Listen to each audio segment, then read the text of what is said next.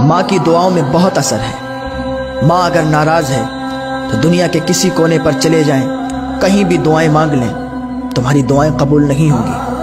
ماں کو ناراض کر کے پیروں کی چوکھٹ پر جانے والے بھی سنیں، اور اپنی تمنائیں، اپنی مرادیں پوری کروانے والے بھی سنیں کہ اگر ماں ناراض ہے تو دنیا کی کوئی ایسی چوکھٹ نہیں ہے جہاں تمہاری دعا قبول ہو جائے۔ ارے ماں کی دعا میں تو اتنا اثر ہے کہ ماں کی دعا زنجیریں بھی توڑ دیتی ہے۔ ہاں، ماں کی دعا میں اتنا اثر ہے کہ ماں کی دعائیں زنجیروں کو توڑ دیا کرتی ہیں۔ ایک بیٹا تھا، اس کی ماں ضعیف تھی، بوڑھی تھی، لیکن وہ اپنی ماں کا وفادار بیٹا تھا، اپنی ماں کی خدمت کرنے والا بیٹا تھا، ماں کی خدمت کیا کرتا تھا، ماں کی دعائیں لیا کرتا تھا۔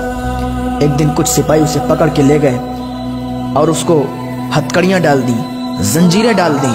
ادھر اس کی ماں بے چین ہوئی۔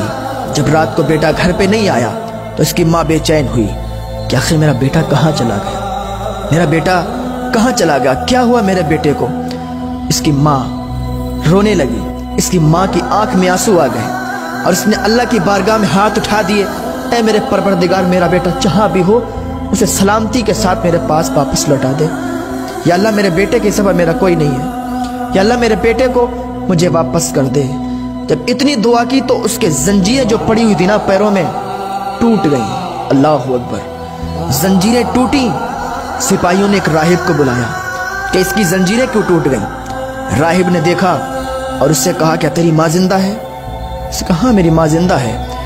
راہب نے کہا سپاہیوں سے 1,00,000 بھی زنجیریں نا اس کے پیر میں ڈال دو، اس کے پیر کی زنجیریں ایسے ہی ٹوٹتی رہیں گی۔ سپاہیوں نے کہا کیا بات ہے، کیوں ٹوٹتی رہیں گی؟ راہب نے کہا اس کی ماں زندہ ہے، اس کی ماں نے ادھر ہاتھ اٹھائے ہوئے ہیں، اس کی ماں ہاتھ اٹھاتی ہے، وہ دعا باب اجابت سے ٹکراتی ہے، وہ دعا قبول ہو جاتی ہے، اس کی زنجیریں تو ایسے ہی ٹوٹتی رہیں گی۔ سپاہیوں نے اسے چھوڑ دیا۔ بیٹا دوڑتا ہوا بھاگتا ہوا اپنی ماں کے پاس گیا، چپٹ کے رونے لگا۔ تو ماں کی دعاؤں میں اتنا اثر ہے۔ آج کل لوگ اپنی ماں کو ناراض کر کے پیروں کی چوکھٹ پر اپنی دعائیں قبول کروانے کے لیے جاتے ہیں۔